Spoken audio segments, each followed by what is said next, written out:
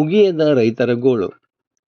ಈ ವರ್ಷದ ಮಳೆ ರೈತರ ಪಾಲಿಗೆ ವೈರಿಯಾಗಿ ಪರಿಣಮಿಸಿದ್ದು, ಈಗಾಗಲೇ ಹೆಸರು, ಕಂಟಿ ಶೇಂಗಾ, ಮೆಣಸಿನಕಾಯಿ, ಈರುಳ್ಳಿ, ಬೆಳ್ಳುಳ್ಳಿ ಬೆಳೆಗಳನ್ನು ಆಹುತಿ ಪಡೆದಿದೆ. ಇದೀಗ ಗೋವಿನ ಜೋಳ ಕೂಡ ಇದೇ ಹಾದಿಯಲ್ಲಿದ್ದು ರೈತರಿಗೆ ದೊಡ್ಡ ಸಂಕಷ್ಟ ತಂದಿಟ್ಟಿದೆ. ಸೊಗಸಾಗಿ ಬೆಳೆದಿದ್ದ ಗೋವಿನ ಜೋಳ ಚೆನ್ನಾಗಿ ಕಾಳು ಕಟ್ಟಿ ತೆನೆ ಬಿಟ್ಟಿತ್ತು. ಇನ್ನೇನು ಕೊಯ್ಲು ಮಾಡಿ ಮಾರಾಟ ಮಾಡುವ ಹಂತಕ್ಕೂ ಬಂದಿತ್ತು. ಆದರೆ ಅಷ್ಟರಲ್ಲಿ ಮತ್ತೆ ಸುರಿಯುತ್ತಿರುವ ಮಳೆ ಒಕ್ಕಣಿಗೆ ಅಡ್ಡಿ ಉಂಟು ಮಾಡಿದೆ. ಈ ವರ್ಷ ಯಾವ ಬೆಳೆಯೂ ರೈತರಿಗೆ ದಕ್ಕಿಲ್ಲ. ಕೊನೆಗೆ ಗೋವಿನ ಜೋಳ ಆದರೂ ಅಲ್ಪ ಸ್ವಲ್ಪ ಆದಾಯ ತರಬಹುದು ಎಂದು ರೈತರ ಲೆಕ್ಕಾಚಾರ ಆಗಿತ್ತು. ಆದರೆ ಅವರ ಲೆಕ್ಕಾಚಾರವನ್ನು ಸಹ ಮಳೆರಾಯ ಬುಡಮೇಲು ಮಾಡಿದ್ದಾನೆ. ಲಕ್ಷ್ಮೇಶ್ವರ ತಾಲೂಕಿನಾದ್ಯಂತ ಸಾವಿರಾರು ಹೆಕ್ಟೇರ್ನಲ್ಲಿ ಗೋವಿನ ಜೋಳ ಬೆಳೆಯಲಾಗಿದೆ.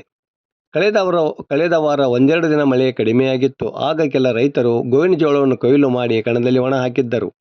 ಆದರೆ 3-4 ದಿನಗಳಿಂದ ಬಿಟ್ಟು ಸುರಿಯುತ್ತಿರುವ ಮಳೆ ಕೊಯ್ಲು ಮಾಡಿರುವ ಫಸಲನ್ನು ಬಲಿ ಪಡೆಯುತ್ತಿದೆ.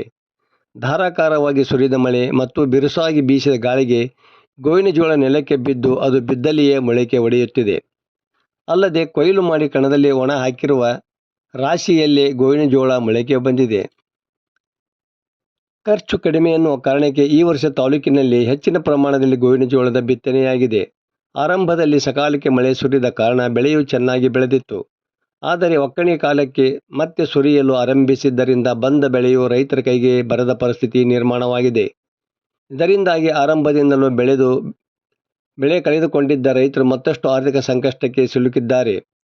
ಕಾರಣ ಸರ್ಕಾರ ಕೂಡಲೇ ರೈತರ ಸಂಕಷ್ಟಕ್ಕೆ ನೆರವಾಗಬೇಕಾದ ಅನಿವಾರ್ಯ ಪರಿಸ್ಥಿತಿ ನಿರ್ಮಾಣವಾಗಿದೆ. ವರದಿ ನಾಗರಾಜ್ ಹಣಿಗೆ, ಪ್ರಜಾಧ್ವನಿ, ಲಕ್ಷ್ಮೇಶ್ವರ.